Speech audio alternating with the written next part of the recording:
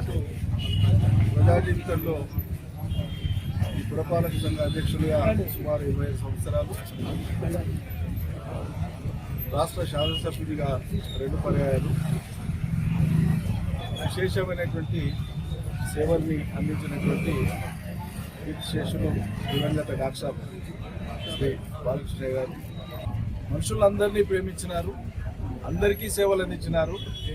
కానీ అభిప్రాయాల కాడ మాత్రం జీవితాంతమైన ప్రజల మనిషిగానే ఉండడానికి ఆయన అభిప్రాయాల్ని, రాజకీయ విశ్వాసాన్ని కొనసాగించినారు. అప్పటి నుంచే విద్యార్థి దశ నుంచే స్వాతంత్రోద్యమంలో పాల్గొనడంతో పాటు సుదీర్ఘకాలం ఆయన ఏ పార్టీలో లేకుండా సోషలిస్టు భావాలతో, అభ్యుదయ భావాలతో ఈ దేశంలో కానీ ఈ రాష్ట్రంలో కానీ అప్పటి ఎస్టాబ్లిష్మెంట్కు ప్రతినిధిగా ఉండేటువంటి కాంగ్రెస్ పార్టీని సిద్ధాంతరీత్యానే ఆజన్మాంతం వ్యతిరేకించినటువంటి మనిషి. కానీ ఆ పార్టీలకు సంబంధించినటువంటి వ్యక్తుల పట్ల మాత్రం ప్రేమ అనురాగాలతోనే ఉండేవారు. ఇప్పుడు ఆయన గొప్పతనం అది.